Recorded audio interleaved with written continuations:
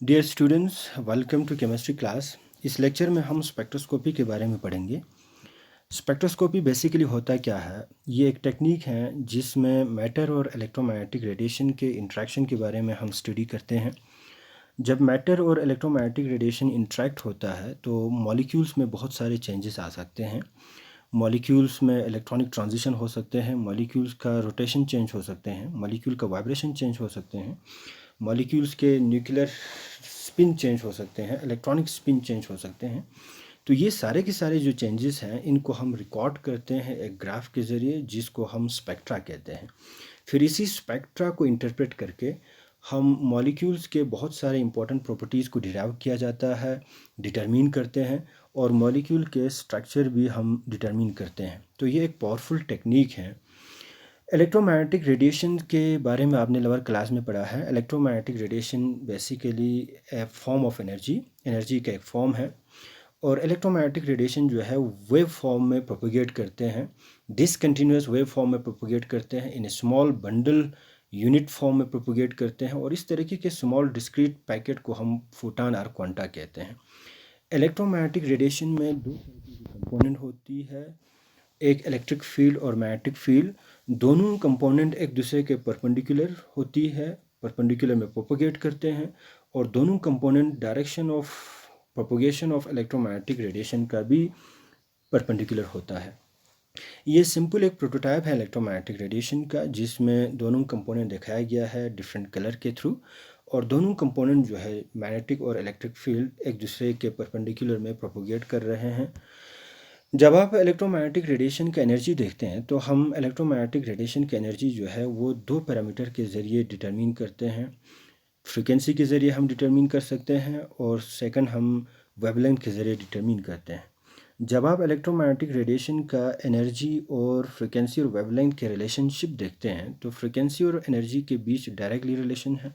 Directly relation means जब electromagnetic radiation का frequency ज़्यादा हो तो उसका एनर्जी भी ज़्यादा होते हैं, और जब इलेक्ट्रोमैग्नेटिक रेडिएशन का वेवलेंथ ज़्यादा हो तो एनर्जी जो है वो कम होता है, क्योंकि एनर्जी और वेवलेंथ के बीच जो रिलेशन है वो इन्वर्स रिलेट है, इनडायरेक्टली रिलेट है। तो हमारे पास एक रेंज ऑफ इलेक्ट्रोमैग्नेटिक रेडिएशन होता है, जिसमें बहुत सारे इलेक्ट्रोमैग्नेटिक रेडिएशन एक अरेंजमेंट में अरेंज किया जाता है on the basis of increasing frequency और डिक्रीजिंग वेवलेंथ, और इस तरीके के अरेंजमेंट को हम इलेक्ट्रोमैग्नेटिक स्पेक्ट्रम कहते हैं।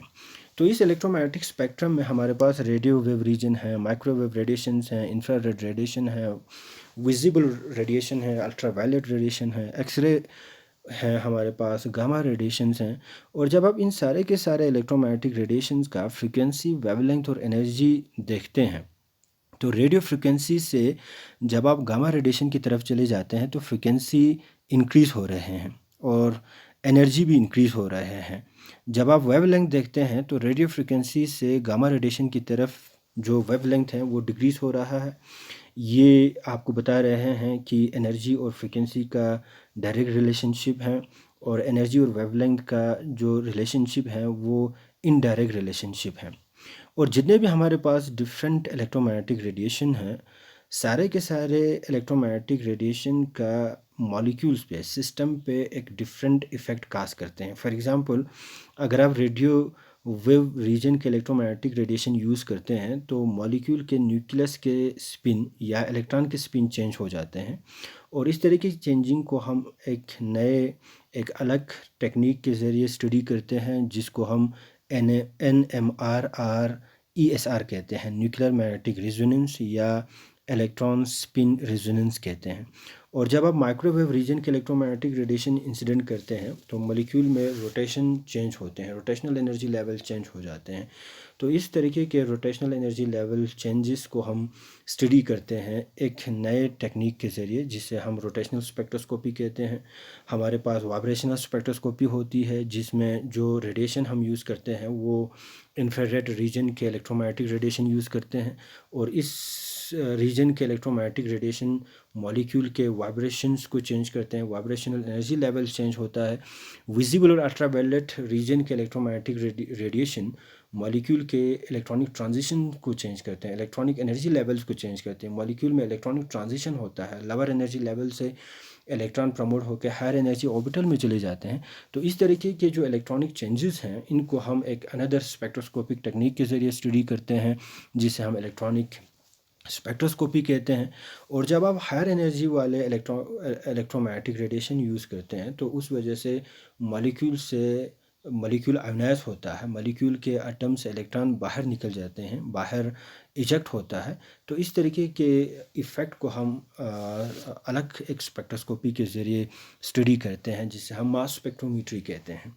तो हमारे पास जितने भी इलेक्ट्रोमैग्नेटिक रेडिएशंस हैं उनके एनर्जी के हिसाब से, उनके फ्रिक्वेंसी के हिसाब से अलग अलग इफ़ेक्ट मॉलिक्यूल में, सिस्टम में काज करते हैं, और हम अलग अलग उन इफ़ेक्ट को अलग अलग स्पेक्ट्रोस्कोपिक टेक्निक के ज़रिए हम डिटरमिन करते हैं। ये एक सिंपल ग्राफिकल रिप्रेजेंटेशन है जिसमें मैटर और रेडिएशन के इंटरेक्शन के बारे में दिखाया गया है। हमारे पास इलेक्ट्रोमैग्नेटिक रेडिएशन है, गामा रेडिएशन है, अल्ट्रावायलेट रेडिएशन हैं, विजिबल हैं, इंफ्रारेड हैं, माइक्रोवेव हैं, एक्स-रे हैं। एक्स-रे का जो एनर्जी है वो बहुत ज़्यादा है और ये मॉलिक्यूल को आयोनाइज करते हैं, जिसे हम फोटो आयोनाइजेशन भी कहते हैं। अल्ट्रावायलेट और विजिबल का जो एनर्जी है एक्सरे से थोड़ा सा कम है, और जब ये वाले इलेक्ट्रोमैग्नेटिक रेडिएशन डालते हैं तो इलेक्ट्रॉनिक एनर्जी लेवल चेंज होता है, इलेक्ट्रॉनिक ट्रांजिशंस होता है। इंफ्रारेड रेडिएशन की वजह से मॉलिक्यूलर वाइब्रेशन चेंज होते हैं। मॉलिक्यूलर वाइब्रेशंस मीन मॉलिक्यूल के बॉन्ड डिस्टेंस चेंज हो जाता है, बॉन्ड एंगल चेंज हो जाता है। और माइक्रोवेव रेडिएशंस जिनका एनर्जी कम है, और ये वाले इलेक्ट्रोमैग्नेटिक रेडिएशन मॉलिक्यूल के रोटेशन को चेंज करते हैं। ये इस ग्राफिक्स में, इस फिगर में आपको ये शो कर रहे हैं कि NMR and ESR, nuclear magnetic resonance और इलेक्ट्रॉनिक स्पिन रेजोनेंस, जिसमें न्यूक्लियस के स्पिन और इलेक्ट्रॉन के स्पिन चेंज होता है।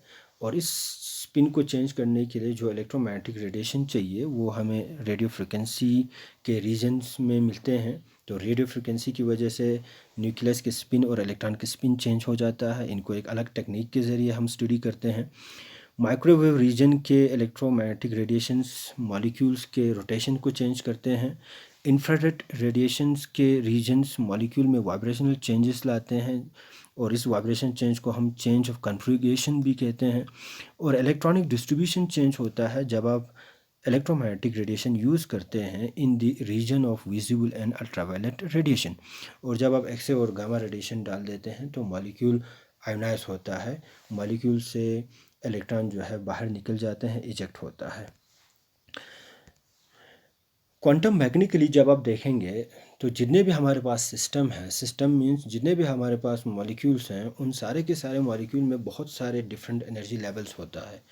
मॉलिक्यूल्स में इलेक्ट्रॉनिक एनर्जी लेवल्स होते हैं। मॉलिक्यूल्स में electronic energy levels means molecule में डिफरेंट एनर्जी लेवल्स होता है। जैसे जब आप एक एटम ले लेते हैं तो एटम में हमारे पास बहुत सारे ऑर्बिटल्स होता है, 1s होता है, 2s, 2p, 3s, 3p। और इन सारे के सारे ऑर्बिटल्स का एक क्वांटाइज्ड, एक फिक्स अमाउंट ऑफ एनर्जी होता है। सेम उसी तरह मॉलिक्यूल्स में बहुत सारे मॉलिक्यूलर ऑर्बिटल्स होता है। उन मॉलिक्यूलर ऑर्बिटल्स को हम इलेक्ट्रॉनिक लेवल्स भी कहते हैं। तो हर इलेक्ट्रॉनिक लेवल्स का एनर्जी डिफरेंट होता है। मॉलिक्यूल्स रोटेट करते हैं तो मॉलिक्यूल्स में रोटेशनल एनर्जी लेवल्स होता है, बहुत सारे रोटेशनल एनर्जी लेवल्स होता है। मॉलिक्यूल वाइब्रेट भी करते हैं तो मॉलिक्यूल में वाइब्रेशंस एनर्जी लेवल्स बहुत सारे होते हैं। तो जितने भी हमारे पास एनर्जी लेवल्स हैं, चाहे वो इलेक्ट्रॉनिक एनर्जी लेवल्स हो या रोटेशनल एनर्जी लेवल्स हो या वाइब्रेशनल एनर्जी लेवल्स हो, इन सारे के सारे एनर्जी लेवल्स का एक फ़िक्स अमाउंट ऑफ एनर्जी होता है, क्वांटाइज्ड एनर्जी होता है। तो जब इस तरीके के सिस्टम में इन मॉलिक्यूल पे इलेक्ट्रोमैग्नेटिक रेडिएशन डाल देते हैं तो वो वाली इलेक्ट्रोमैग्नेटिक रेडिएशन एब्जॉर्ब करते हैं जिस इलेक्ट्रोमैग्नेटिक रेडिएशन का फ्रीक्वेंसी या एनर्जी करस्पॉन्ड हो, सेम हो between the energy difference of two energy levels, दो एनर्जी लेवल्स के बीच, चाहे वो दो energy levels electronic energy levels हो या रोटेशनल एनर्जी लेवल्स हो या वाइब्रेशनल एनर्जी लेवल्स हो। दो एनर्जी लेवल्स के बीच का एनर्जी डिफरेंस के बराबर अगर आपके इलेक्ट्रोमैग्नेटिक रेडिएशन की फ्रीक्वेंसी आता हो, एनर्जी आता हो, तो वो वाली फ्रीक्वेंसी, वो वाली इलेक्ट्रोमैग्नेटिक रेडिएशन एब्जॉर्ब करते हैं। और उस एब्जॉर्प्शन के करस्पॉन्डेंस में स्पेक्ट्रा पे, ग्राफ पे आपको कुछ पीक आएंगे, और इस तरीके के ग्राफ को हम नाम दे देते हैं एब्जॉर्प्शन स्पेक्ट्रम। तो एब्जॉर्प्शन स्पेक्ट्रम मीन्स वो वाली स्पेक्ट्रा जो बनते हैं, जो डेवलप होता है by the absorption of a particular electromagnetic radiation, एक पर्टिकुलर फ्रिक्वेंसी के इलेक्ट्रोमैग्नेटिक रेडिएशन एब्जॉर्ब होता है। उस एब्जॉर्प्शन के करस्पॉन्डेंस में ग्राफ पे आपको कुछ स्पेक्ट्रा आते हैं। इस तरीके के स्पेक्ट्रा को हम एब्जॉर्प्शन स्पेक्ट्रम कहते हैं। सेम उसी तरह हमारे पास इमिशन स्पेक्ट्रम भी होता है। Emission spectrum means molecule already higher energy levels में है, एक्साइटेड स्टेट में है, और मॉलिक्यूल हायर एनर्जी लेवल से लोअर एनर्जी लेवल्स में आ जाते हैं, और इस दौरान कुछ अमाउंट ऑफ एनर्जी जो है वो रिलीज़ होता है, और वो अमाउंट ऑफ एनर्जी सेम होता है दो एनर्जी लेवल के एनर्जी डिफरेंस के बराबर, और वो एनर्जी जो है रिलीज़ होता है in the form of electromagnetic radiation. और इसके करस्पॉन्डेंस में, इस इमिशन के करस्पॉन्डेंस में आपको स्पेक्ट्रा पे भी फिर से पीक आते हैं। इस तरीके के स्पेक्ट्रा को हम इमिशन स्पेक्ट्रम कहते हैं। ये आपको एब्जॉर्प्शन स्पेक्ट्रम और इमिशन स्पेक्ट्रम दिखा रहे हैं। ए फिगर में हमारे पास दो एनर्जी लेवल्स हैं, E N and E M, और ये दो एनर्जी लेवल्स कोई भी एनर्जी लेवल्स हो सकता है। इलेक्ट्रॉनिक एनर्जी लेवल्स हो सकता है, रोटेशनल एनर्जी लेवल्स हो सकता है, फॉर एग्जांपल ये वाइब्रेशन एनर्जी लेवल्स हो सकता है। और जब आप इलेक्ट्रोमैग्नेटिक रेडिएशन डाल देते हैं, एच म्यू, एक फोटान डाला आपने, और उस फोटान का जो एनर्जी है इन ई एम और ई एन के एनर्जी के डिफरेंस के बराबर हो, तभी ये फोटान एब्जॉर्ब होता है, और आपका जो मॉलिक्यूल जो है लोअर एनर्जी लेवल से हायर एनर्जी लेवल में चले जाते हैं। और इस ट्रांजिशन के दौरान इस फ्रिक्वेंसी के करस्पॉन्डेंस में आपको स्पेक्ट्रा पे पीक आएंगे, और इस तरीके के स्पेक्ट्रा को हम एब्जॉर्प्शन स्पेक्ट्रम कहते हैं या स्पेक्ट्रा कहते हैं। सेम उसी तरह अगर आप बी फिगर में देखेंगे तो मॉलिक्यूल जो है हायर एनर्जी लेवल में ऑलरेडी हैं, ई एम में मौजूद हैं, और हायर एनर्जी लेवल से वो लोअर एनर्जी लेवल्स में आ रहे हैं, और इस दौरान कुछ अमाउंट ऑफ एनर्जी जो है वो रिलीज़ कर रहे हैं in the form of electromagnetic radiation, in the form of photon, और इसके करस्पॉन्डेंस में आपको स्पेक्ट्रा पे फिर से पीक आएंगे। इस तरीके के स्पेक्ट्रा को हम इमिशन स्पेक्ट्रम या इमिशन स्पेक्ट्रा कहते हैं। जितने भी हमारे पास चेंजेस होते हैं मॉलिक्यूल्स में या सिस्टम में by the absorption of electromagnetic radiations, और उस चेंजेस को हम स्पेक्ट्रा के ज़रिए रिकॉर्ड करते हैं, और वो स्पेक्ट्रा जो है एक इंस्ट्रूमेंट के ज़रिए, एक डिवाइस के ज़रिए रिकॉर्ड होती है, और उस डिवाइस को हम नाम देते हैं स्पेक्ट्रोमीटर। तो जितने भी हमारे पास स्पेक्ट्रोस्कोपी हैं, चाहे वो इलेक्ट्रॉनिक स्पेक्ट्रोस्कोपी हो, या हमारे पास रोटेशनल स्पेक्ट्रोस्कोपी हो, या हमारे पास वाइब्रेशनल स्पेक्ट्रोस्कोपी हो, इन सारे के सारे स्पेक्ट्रोस्कोपी के इफ़ेक्ट को हम एक इंस्ट्रूमेंट के ज़रिए रिकॉर्ड करते हैं, और उस इंस्ट्रूमेंट को हम स्पेक्ट्रोमीटर कहते हैं। तो उस स्पेक्ट्रोमीटर में हमारे पास क्या बेसिक फीचर्स होता है? हमारे पास एक सोर्स ऑफ लाइट होता है जो इलेक्ट्रोमैग्नेटिक रेडिएशन को इमिट करते हैं, और हर स्पेक्ट्रोस्कोपी के लिए हमारे पास सोर्स ऑफ लाइट डिफरेंट होगा। जैसे आपको यूवी विजिबल और इंफ्रारेड रेडिएशन के इलेक्ट्रोमैग्नेटिक रेडिएशन चाहिए तो हमारे पास एक डिफरेंट सोर्स ऑफ लाइट होंगे। अगर आपके पास माइक्रोवेव रीजन के इलेक्ट्रोमैग्नेटिक रेडिएशन चाहिए तो हमारे पास एक डिफरेंट सोर्स ऑफ लाइट होंगे। तो इसी तरह इंफ्रारेड रेडिएशन के लिए हमारे पास एक डिफरेंट सोर्स ऑफ लाइट होगा, और वो source of light electromagnetic radiation को इमिट करेंगे और आपके सैंपल पे पड़ेंगे। तो हमारे पास एक स्पेक्ट्रोफोटोमीटर के डिवाइस में एक सैंपल जैकेट होता है जिसमें हम अपनी सैंपल रखते हैं, तो सैंपल के साथ इंटरेक्ट करते हैं, और जो चेंजेस होता है उसको मॉड्यूलेटर जो है मॉड्यूलेट करके एनालाइज़र के पास पहुंचा देते हैं। फिर एनालाइज़र जो है वो डिटेक्टर के पास पहुंचा देते हैं, और डिटेक्टर जो है उस चेंजेस को इलेक्ट्रॉनिक सिग्नल में कन्वर्ट करते हैं, और वो रिकॉर्डर पे पहुंचते हैं, और रिकॉर्डर जो है स्क्रीन पे या ग्राफ पे पीक की शक्ल में जो चेंजेस होते हैं उसको रिकॉर्ड करते हैं, जिसे हम स्पेक्ट्रा कहते हैं। तो ये बेसिक जो फीचर्स हैं वो सारे के सारे जितने भी डिफरेंट स्पेक्ट्रोमीटर्स हैं उन सारे के सारे डिफरेंट स्पेक्ट्रोमीटर्स में ये बेसिक जो फीचर्स हैं वो रहता है। माइक्रोवेव स्पेक्ट्रोस्कोपी से हम स्टार्ट कर रहे हैं। रोटेशनल माइक्रोवेव स्पेक्ट्रोस्कोपी को हम रोटेशनल स्पेक्ट्रोस्कोपी भी कहते हैं। रोटेशनल स्पेक्ट्रोस्कोपी मींस वो वाली स्पेक्ट्रोस्कोपी टेक्निक जिसमें माइक्रोवेव रेडिएशंस यूज़ होता है, और उस माइक्रोवेव रेडिएशन की वजह से मॉलिक्यूल्स के रोटेशन चेंज होता है। तो rotational spectroscopy basically it is a technique which involves the transition of molecule from lower rotational energy levels to higher rotational energy levels by the absorption of electromagnetic radiation in the region of microwave. Microwave region के electromagnetic radiation की वजह से molecules में rotational energy level change हो जाती है, और इस तरीके के रोटेशनल एनर्जी लेवल्स ट्रांजिशन को हम स्टडी करते हैं एक टेक्निक के ज़रिए जिसे हम रोटेशनल स्पेक्ट्रोस्कोपी कहते हैं। तो रोटेशनल स्पेक्ट्रोस्कोपी में हमारे पास क्या होते हैं, हमारे पास डिफरेंट मॉलिक्यूल में डिफरेंट रोटेशनल एनर्जी लेवल्स होती है। फॉर एग्ज़ाम्पल मॉलिक्यूल जो है रूम टेम्परेचर पे रोटेट कर रहे हैं, तो रूम टेम्परेचर में कुछ फ्रिक्वेंसी के थ्रू वो रोटेट कर रहे हैं, कुछ एनर्जी के थ्रू रोटेट कर रहे हैं, और उस लेवल को, उस रोटेशन को हम एक एनर्जी लेवल के ज़रिए डिजिग्नेट करते हैं, जिसे एक रोटेशनल एनर्जी लेवल्स हुआ, फर्स्ट रोटेशनल एनर्जी लेवल्स हुई। और जब एनर्जी मिलते हैं मॉलिक्यूल को, तो वो थोड़ी सी ज़्यादा हायर फ्रिक्वेंसी से रोटेट करेंगे, हायर एनर्जी से वो रोटेट करेंगे, उसको हम एक और एनर्जी लेवल से डिजिग्नेट करते हैं। और अगर मॉलिक्यूल में एनर्जी आते हैं तो उसका जो रोटेशनल फ्रिक्वेंसी है वो चेंज होगा, अब वो ज़्यादा फ्रिक्वेंसी पे रोटेट करेंगे, ज़्यादा एनर्जी पे रोटेट करेंगे, उसको हम और एक रोटेशनल एनर्जी लेवल से डिजिग्नेट करते हैं। तो हमारे पास मॉलिक्यूल में बहुत सारे रोटेशनल एनर्जी लेवल्स होते हैं, और जब इलेक्ट्रोमैग्नेटिक रेडिएशन डालते हैं तो मॉलिक्यूल्स का रोटेशनल एनर्जी लेवल चेंज होता है। मॉलिक्यूल्स एक लोअर रोटेशनल एनर्जी लेवल से एक हायर रोटेशनल एनर्जी लेवल्स में आ जाते हैं। अब कौन सी मॉलिक्यूल जो है अपनी रोटेशनल एनर्जी लेवल चेंज करते हैं माइक्रोवेव रेडिएशन एब्जॉर्ब करने से? सारे के सारे मॉलिक्यूल जो है रोटेशनल एनर्जी लेवल चेंज नहीं करते हैं, मींस माइक्रोवेव रेडिएशन को एब्जॉर्ब नहीं करते हैं। कुछ मॉलिक्यूल माइक्रोवेव रेडिएशन को एब्जॉर्ब करते हैं, means rotational energy level change कराते हैं, और उस ट्रांजिशन की वजह से स्पेक्ट्रा पे आपको पीक आएंगे।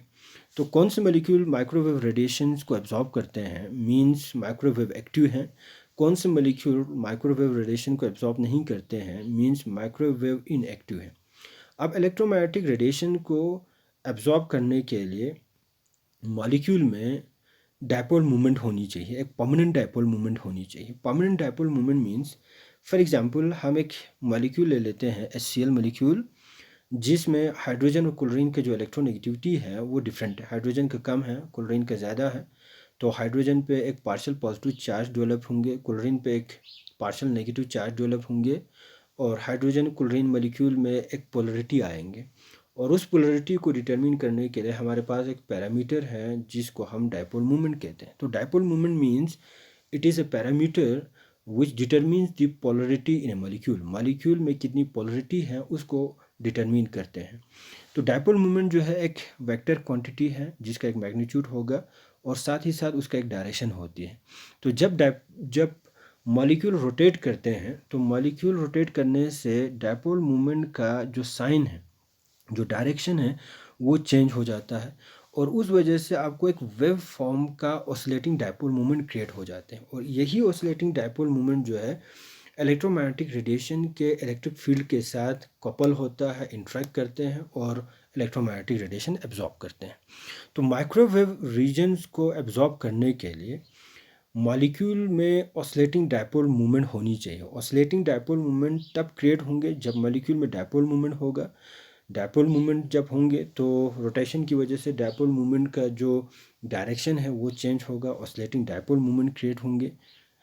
तो मॉलिक्यूल्स माइक्रोवेव रीजन के इलेक्ट्रोमैग्नेटिक रेडिएशन एब्जॉर्ब करने के लिए जो कुछ क्राइटेरियाज हमें ज़रूरत होता है, जिसको हम एक्सप्लेन करते हैं under the title of selection rule. तो कुछ सिलेक्शन रूल हैं। पहला जो ग्रॉस सिलेक्शन रूल है, माइक्रोवेव रेडिएशंस एब्जॉर्ब करने के लिए मॉलिक्यूल में परमानेंट डायपोल मूवमेंट होनी चाहिए। The molecule must have permanent dipole movement. Molecule में परमानेंट डायपोल मूवमेंट होनी चाहिए। ये फर्स्ट क्राइटेरिया है माइक्रोवेव रेडिएशन को एब्जॉर्ब करने के लिए, माइक्रोवेव स्पेक्ट्रा दिखाने के लिए। अगर हम होमो न्यूक्लियर डायटोमिक मॉलिक्यूल देखते हैं, means homo nuclear diatomic molecule means वो वाली मॉलिक्यूल जिनका दोनों एटम सेम है। तो इस तरीके के मॉलिक्यूल में पोलरिटी बिल्कुल नहीं है। तो जो ही पोलरिटी नहीं है तो जो रिजल्टेंट डायपोल मोमेंट होंगे वो ज़ीरो होंगे। तो उस तरीके के मॉलिक्यूल जब रोटेट करते हैं तो कोई ऑसिलेटिंग डायपोल मूवमेंट क्रिएट नहीं होगा, माइक्रोवेव रीजन के इलेक्ट्रिक फील्ड के साथ इंटरेक्ट ही नहीं करते हैं, तो माइक्रोवेव रेडिएशन जो है एब्जॉर्ब नहीं करेंगे। इस तरीके के मॉलिक्यूल का माइक्रोवेव स्पेक्ट्रोस्कोपी में, रोटेशनल स्पेक्ट्रोस्कोपी में कोई भी स्पेक्ट्रा जनरेट नहीं होगा। इस तरीके के मॉलिक्यूल को हम माइक्रोवेव इनएक्टिव कहेंगे। हमारे पास मॉलिक्यूल हैं हीटेरियो न्यूक्लियर डायटोमिक मॉलिक्यूल, वो वाले मॉलिक्यूल जिसमें दोनों एटम डिफरेंट इलेक्ट्रोनेगेटिविटी के हैं, जैसे हमारे पास HCl हैं, HF हैं, CO हैं, हमारे पास CN हैं, हमारे पास HN हैं। इस तरीके के जितने भी हमारे पास मॉलिक्यूल्स हैं, जिन मॉलिक्यूल्स में जो कॉन्स्टिट्यूएंट एटम्स हैं उन कॉन्स्टिट्यूएंट एटम्स का इलेक्ट्रोनेगेटिविटी डिफरेंट है, और डिफरेंट इलेक्ट्रोनेगेटिविटी की वजह से उनमें कुछ पोलरिटी आ जाते हैं और एक रिजल्टेंट डायपोल मूवमेंट होता है, और उस रिजल्टेंट डायपोल मूवमेंट की वजह से ऑसिलेटिंग डायपोल क्रिएट होगा और माइक्रोवेव रेडिएशन के इलेक्ट्रिक कंपोनेंट के साथ इंटरेक्ट करेंगे, मींस माइक्रोवेव रेडिएशन को एब्जॉर्ब करेंगे। तो माइक्रोवेव रेडिएशंस इस तरीके के मॉलिक्यूल एब्जॉर्ब करते हैं, और रोटेशनल स्पेक्ट्रोस्कोपी में इस तरीके के मॉलिक्यूल का स्पेक्ट्रा जनरेट होगा, और इस तरीके के मॉलिक्यूल को हम माइक्रोवेव एक्टिव मॉलिक्यूल कहते हैं। सेकंड जो सिलेक्शन रूल है, अब माइक्रोवेव रेडिएशन आपके मॉलिक्यूल ने एब्जॉर्ब किया, रोटेशनल एनर्जी लेवल चेंज हो गए, रोटेशनल एनर्जी लेवल्स मॉलिक्यूल का लोअर एनर्जी लेवल से वो हायर एनर्जी लेवल्स में चले गए। अब कितनी रोटेशनल एनर्जी लेवल चेंज हो जाते हैं, कौन सी ट्रांजिशन जो है वो अलाउड ट्रांजिशन है, कौन सी ट्रांजिशन फॉरबिडन ट्रांजिशन है, उसके लिए जो रूल है, the molecule must undergo change in energy level by unity. जब ट्रांजिशन होता है, रोटेशनल एनर्जी लेवल चेंज होता है, तो वो वाली ट्रांजिशंस अलाउड ट्रांजिशन है जिन ट्रांजिशन में एनर्जी लेवल चेंज होता हो एक यूनिट से। फॉर एग्जांपल, आपका मॉलिक्यूल जो है J=1 में है, रोटेशनल एनर्जी लेवल 1 में है, माइक्रोवेव रेडिएशन एब्जॉर्ब किया, माइक्रोवेव रेडिएशन से J=1 से ट्रांजिशन होकर J=2 में चले गए, तो J=1 से 2 में जो एनर्जी लेवल चेंज हुआ वो 1 यूनिट ही चेंज हुआ।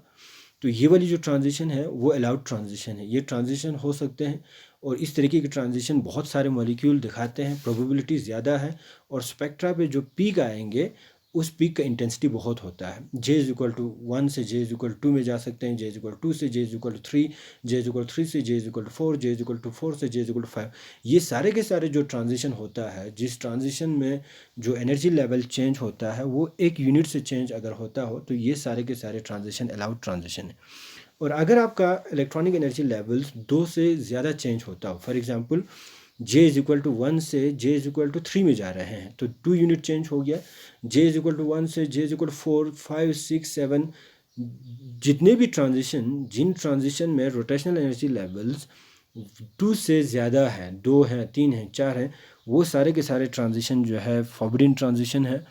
उस तरह की फॉरबिडन ट्रांजिशन मीन्स उस तरीके की ट्रांजिशन के जो प्रोबेबिलिटी है वो बहुत बहुत कम होता है, और जब प्रोबेबिलिटी कम होता है तो स्पेक्ट्रा पे उस ट्रांजिशन के करस्पॉन्डेंस में जो पीक आएंगे उन पीक का इंटेंसिटी बहुत कम होता है, हम उनको स्पेक्ट्रा पे डिस्टिंग्विश नहीं कर पाते हैं। तो ये 2 सिलेक्शन रूल हैं जो रोटेशनल स्पेक्ट्रोस्कोपी को गवर्न करता है। रोटेशनल स्पेक्ट्रा जनरेट होने के लिए, रोटेशनल स्पेक्ट्रा बनने के लिए ये 2 रूल जो है ज़रूरी है। फर्स्ट, मॉलिक्यूल में डायपोल मूवमेंट होनी चाहिए, एंड सेकंड जो है मॉलिक्यूल में जो ट्रांजिशन होता है, रोटेशनल ट्रांजिशन होता है, तो मॉलिक्यूल के एनर्जी लेवल्स एक यूनिट से चेंज होनी चाहिए। तो ये हमारे पास है, फॉर एग्जांपल एक रोटेशनल स्पेक्ट्रा है हमारे पास, ये J=0, J=1, 2, 3, 4, ये सारे के सारे रोटेशनल एनर्जी लेवल्स हैं। फॉर एग्जांपल हमारे पास जो मॉलिक्यूल हैं वो J=0 में है, ग्राउंड स्टेट में है, तो जब माइक्रोवेव रेडिएशन एब्जॉर्ब की, तो माइक्रोवेव रेडिएशन के एक रेंज ऑफ फ्रिक्वेंसी में से एक पर्टिकुलर फ्रिक्वेंसी एब्जॉर्ब करेगा जिसका एनर्जी करस्पॉन्ड होता हो, सेम होता हो, इक्वल होता हो J=1 और J=0 के एनर्जी लेवल के एनर्जी डिफरेंस के बराबर, तो वो वाली रेडिएशन एब्जॉर्ब करेंगे, और आपका मॉलिक्यूल जो है J=0 से प्रमोट होकर, ट्रांजिट होकर J=1 में जाएगा। तो इसमें जो एनर्जी लेवल चेंज हो गए वो 1 यूनिट के चेंज हो गया, और ये वाली जो ट्रांजिशन है वो अलाउड ट्रांजिशन है। स्पेक्ट्रा पे आपको इस ट्रांजिशन के करस्पॉन्डेंस में पीक आएंगे। और जे इज इक्वल टू 1 से जे इज इक्वल टू में जा सकते हैं, ये भी ट्रांजिशन अलाउड ट्रांजिशन है। जे इज इक्वल टू से जे इज इक्वल 3 में जा सकते हैं, ये भी अलाउड ट्रांजिशन है। और जे इज इक्वल 3 से जे इज इक्वल 4 में जा सकते हैं, ये भी अलाउड ट्रांजिशन। लेकिन जो रेट ट्रांजिशन मैंने दिखाया है, रेट में दिखाया गया है, जिसमें आपका जो रोटेशनल एनर्जी लेवल चेंज हो रहा है 2 से ज़्यादा, for example J is equal to 0 से जे इज इक्वल 2 में जा रहे हैं, जे इज इक्वल टू 0 से जे इज इक्वल 3 का जो ट्रांजिशन है, वो ट्रांजिशन जो है जिसमें एनर्जी लेवल्स 2 से ज़्यादा चेंज हो रहा है, ये ट्रांजिशन जो है फॉरवर्डिंग ट्रांजिशन है। इस तरीके की ट्रांजिशन की जो इंटेंसिटी है वो स्पेक्ट्रा पे बहुत कम होता है। इस तरीके की ट्रांजिशन को हम फॉरवर्डिंग ट्रांजिशन कहते हैं। इस ट्रांजिशन का जो पीक है वो स्पेक्ट्रा पे हम डिस्टिंग्विश नहीं कर सकते हैं।